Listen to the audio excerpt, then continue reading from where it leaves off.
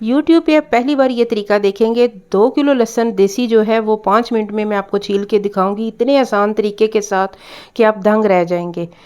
देसी लहसुन जो कि छीलना बहुत ही मुश्किल है, बिल्कुल भी आसान नहीं है, और बहुत आसान तरीके से ये मैं आपको बताऊंगी। इसके अलावा बहुत ही यूज़फुल टिप्स और ट्रिक्स आज की वीडियो में आपको देखने को मिलेंगी। मनी सेविंग टिप्स हैं और बहुत ही आसान तरीके से आप किस तरह अपने घर में बेहतरीन निज़ाम चला सकते हैं, बेहतरीन जो चीज़ें हैं ना वो आप तैयार कर सकते हैं, अपनी चीज़ों को ख़राब होने से किस तरह बचा सकते हैं। मुकम्मल वीडियो देखिएगा। वीडियो स्टार्ट करते हैं। अस्सलाम वालेकुम यूट्यूब फैमिली, कैसे हैं आप सब लोग? उम्मीद करती हूँ सब अपने घरों में खुशबाश होंगे। इस तरह की एक जूस, ये वाली बोतल ले लें। ये थोड़ी हार्ड मटेरियल में होती है आम बोतल की निस्बत। तो जहाँ से आपने अपने अंदाजे के मुताबिक कट करना है ना, वहाँ पे निशान लगा लें। इससे हम बहुत ही बेहतरीन किस्म का जो है ना मोबाइल स्टैंड बनाएंगे।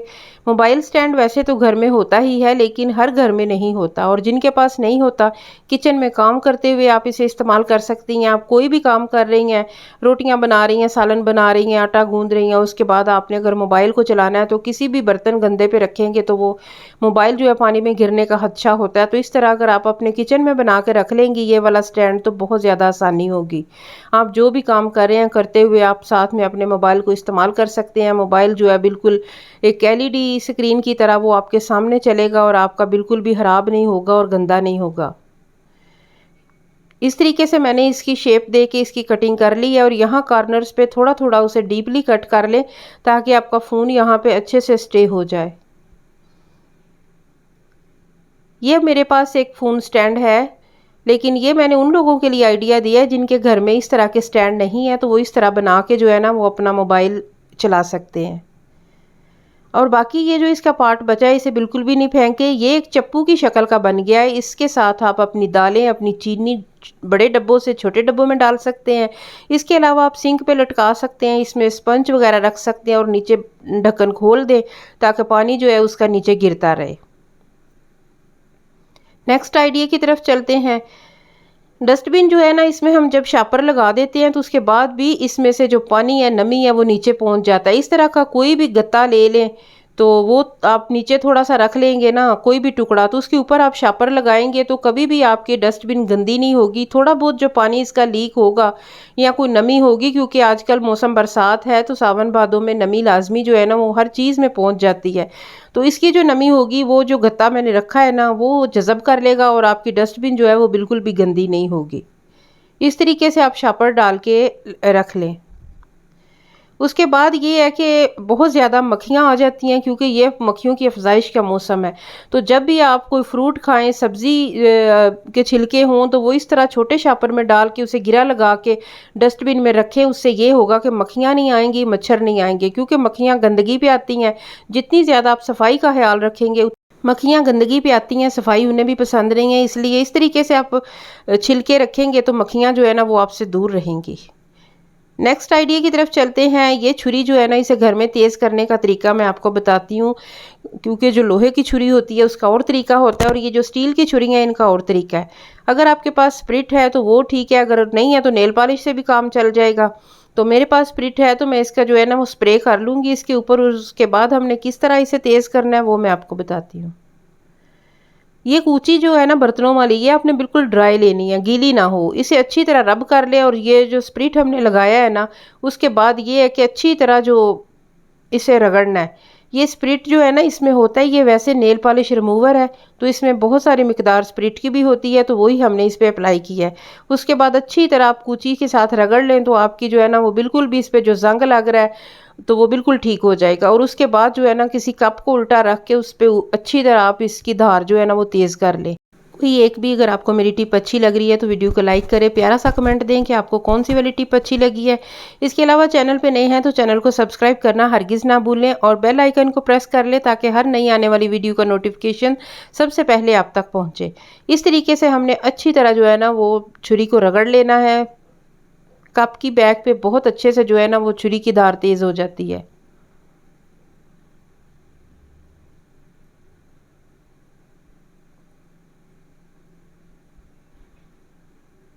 ये देख ले बिल्कुल नई जैसी जो है ना वो चमकारे और लिशकारे मारने लग गई है। पहले हमने इसका जंग अच्छे से उतारा है, उसके बाद हमने इसे तेज़ कर लिया है। नेक्स्ट टिप की तरफ चल। नेक्स्ट टिप ये है कि वाइप्स अगर आप एक बार ले आते हैं तो ये बहुत अरसा चलते हैं और इतने ज़्यादा हमारे काम आते हैं, बहुत सारी चीज़ें हम इनसे साफ़ कर लेते हैं। एक वाइप्स आप निकाल लें और उसके बाद ये है कि हैंड फ्री जो कि हम बहुत कम इसका जो है ना वो साफ़ करते हैं, तो इसे भी बहुत अच्छे से साफ़ करके रखनी चाहिए। तो इसके अलावा जो फ्रिज का ग्लास है, एलईडी है, इसके अलावा बहुत सारी चीज़ें हम वाइप्स की मदद से साफ़ कर लेते हैं, ख़ास तौर पे मोबाइल वगैरह। और आज मैं आपको बताऊं कि जो हैंड फ्री है ना उसको साफ़ करना जो है ना वो भी आपको बताती हूँ किस तरीके से इसे करना चाहिए। और लाजमी जो है ना वीकली साफ़ करें ताकि ये कानों में जाती है, और कई बार कान गंदे होते हैं बच्चों के, तो वो जो है ना वो सारी गंदगी इस पे लग जाती है। अपने कानों को भी साफ़ रखें और हैंड फ्री को भी साफ़ रखें।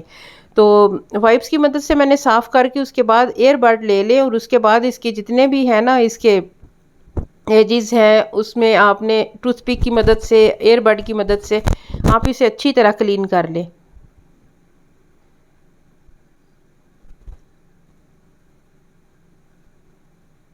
ये वाला पार्ट खास तौर पे अगर आप साफ़ रखेंगे ना तो इसकी आवाज़ भी ठीक रहेगी और ये बहुत जल्दी ख़राब भी नहीं होगी। और जो लोग इसे साफ़ नहीं रखते हैं वो फिर इनकी बहुत जल्दी ख़राब हो जाती है, क्योंकि ये काफ़ी एक्सपेंसिव होती हैं, तो इनकी केयर भी फिर उसी हिसाब से करनी चाहिए। इन कोनों में जो है ना वो टूथपिक के बगैर ये साफ़ नहीं होगी।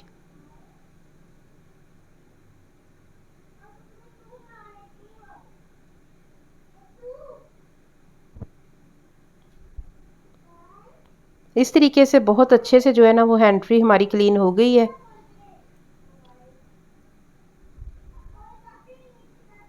इसके बाद ये है कि इस तरह मेडिसिन पड़ी होती है तो फिर वो भी जो है ना वो इसकी भी सफाई का ख्याल रखना चाहिए।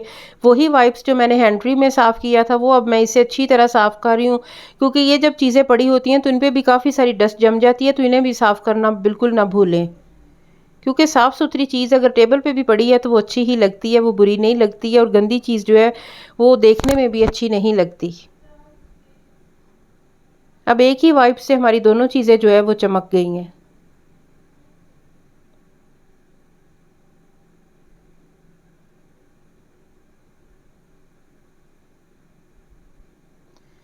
ये मेरी तस्बीह है, इसे भी मैंने एक वाइप्स लेके तो इसे भी बहुत अच्छे से साफ़ कर लिया है। इसके दानों पे भी डस्ट जमी हुई थी। चीज़ें तो साफ़ ही अच्छी लगती हैं ना।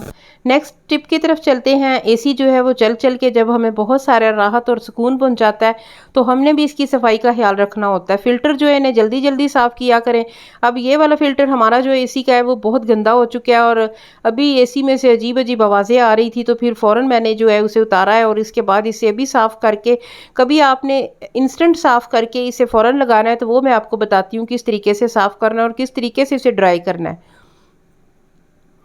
आप बस सादा पानी से इसे अच्छी तरह धो लें, और अगर बहुत ज़्यादा गंदा है तो फिर आप इस पे थोड़ी थोड़ी सर्फ स्प्रिंकल करें, और उसके बाद आपने बिल्कुल भी हार्ड ब्रश नहीं लगाना, हाथों से ही साफ़ करेंगे तो इसके जो जाले बहुत सारे इस पे जमे हुए हैं वो सारे पानी से उतर जाएंगे।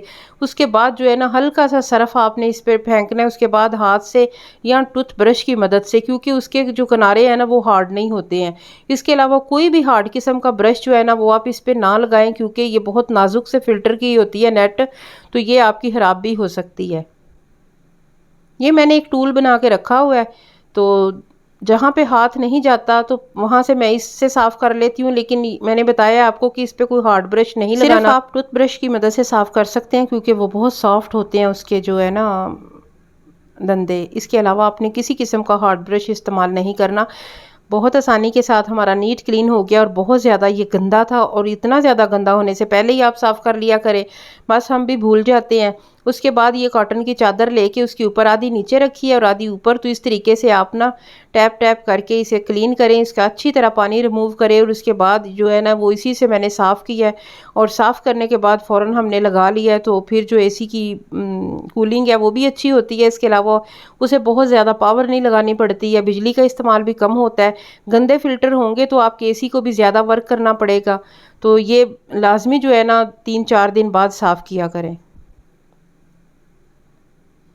कोई भी चीज़ है ना वो सफाई के बगैर बिल्कुल भी अच्छी नहीं लगती है, उसकी ज़िंदगी भी कम हो जाती है और वो वर्क भी अच्छा नहीं करती।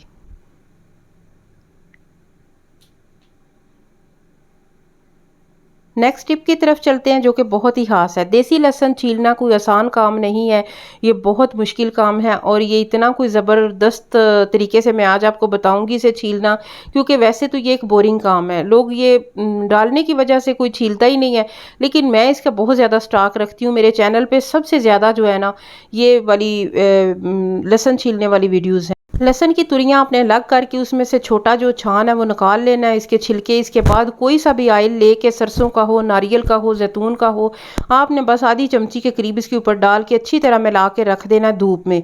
आपके पास अगर कोई ऑयल भी नहीं है तो कुकिंग ऑयल भी थोड़ा सा लगा सकते हैं। अच्छी तरह इस पर लगाने के बाद आपने ना इसे 10-15 मिनट के लिए धूप में रखना है। अगर आप चाहते हैं कि फौरी रिजल्ट आपको इसका बेहतरीन मिले तो 30 मिनट के लिए इसे धूप में रखें, तेज़ धूप में।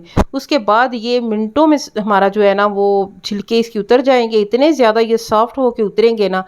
मैंने अभी पूरे 30 मिनट रखा है और इसके बाद आप देखेंगे कि इतना को अच्छा रिजल्ट मुझे इसका मिला है ना। ये मैंने एक शॉपिंग बैग में डाल के तो इसके ऊपर गिरा लगा लिया और उसके बाद क्या करना है, हमने हाथ के ऊपर जो है ना आपने एक गिलास को चढ़ा लेना है, क्योंकि ये स्टील का गिलास है, थोड़ा हार्ड है, तो आपने इस तरीके से इसे रब करना है। ये मैंने 4-5 मिनट के लिए जो है ना इसके ऊपर अच्छी तरह रगड़ा था। तो ये रगड़ने से ये होगा कि सारे छिलके जो है ना वो उतर जाते हैं अंदर ही बहुत आसानी के साथ, क्योंकि धूप में रखने से इसका छिलका नरम पड़ के बिल्कुल अलहदा हो जाता है और जब थोड़ी सी रगड़ देते हैं तो वो छिलका अलहदा हो जाता है। ये सारा ऑयल के बगैर आपने नहीं धूप में रखना, वो काम आपका मुश्किल होगा। ऑयल लगा के धूप में रखना है 15 से 20 मिनट, लेकिन 30 मिनट रखेंगे तो ज़्यादा अच्छा रिजल्ट होगा। तो इस तरीके से मैंने अच्छे से हल्के हाथ से नहीं, ज़रा तेज़ी के साथ ना हार्ड तरीके से मैंने इसे रब किया है, अच्छी तरह रगड़ना है। उसके बाद मैं इसे परात में डालूंगी और आप देखेंगे कि 70% जो है ना वो मेरे लहसुन अलहदा हो चुका था। कोई भी आपको ये तरीका नहीं बताएगा, इतना कोई अमेजिंग तरीका है, इतने अच्छे तरीके से जो है सारा लहसुन हमारा छीला गया है। 2 किलो ये लहसुन था जो कि ये सिर्फ 5-6 मिनट में जो है ना वो मैंने रेडी कर लिया है। इससे ज़्यादा आसान तरीका आपको कहीं से भी नहीं मिलेगा। बहुत ही आसानी के साथ देसी लहसुन छील के आप किसी डब्बे में महफूज कर सकते हैं। मैं आपको सेव करने का तरीका भी बताऊंगी, मेरे साथ रहिए, वीडियो स्किप नहीं करनी है। ये है कि जो लहसुन है ये सेहत के लिए इतना कुछ ज़बरदस्त होता है, मोटापे के लिए बहुत अच्छा है, ब्लड प्रेशर को कंट्रोल करता है। मैं तो खाली पेट सुबह उठ के लाजमी थोड़ा सा लहसुन पानी के साथ जो है ना वो खाती हूँ, मुंह में रख के ऊपर से पानी पी लेती हूँ। तो इतने ज़्यादा इसके फ़ायदे हैं, इतने कुछ ज़्यादा इसके फ़ायदे हैं। बस ये है कि हम छीलना जो है ना वो मुश्किल लगता है, लेकिन छीलना को काम ही नहीं है। अभी मैं आपको बताऊँगी कि मैंने पहले भी फ्रिज में काफ़ी सारा लहसुन रखा हुआ है, अभी मेरा ख़त्म नहीं होता तो मैं और ज़्यादा छील के तो महफूज कर लेती हूँ। तो इसे सेव करना बहुत आसान है। तो इसके अलावा मैं आपको ना एंड पे बताऊंगी कि मैं किस तरीके से इसे सेव करती हूँ। लहसुन की कलियां सारी इकट्ठी कर लें आप। उसके बाद जो थोड़े से बच गए हैं ना, ये तकरीबन 70 से 80% हमारा लहसुन निकल चुका था, बस थोड़ा सा जो रह गया उसके बाद मैंने ना उसे शॉपिंग बैग में डाल के थोड़ा सा और रगड़ा दिया था। उसी तरीके से गिलास की मदद से ऊपर से रगड़ा, तो जो रह गई थी तुरियां वो भी हमारी जो है ना वो छिल गई हैं और बहुत साफ़ सुथरी हो गई हैं। आगे चल के मैं आपको बताऊंगी कि इसका एक और तरीका भी है जो कि बहुत आसानी के साथ लहसुन जो है ना वो छीला जाता है। इसके अलावा भी एक टिप बताती हूँ।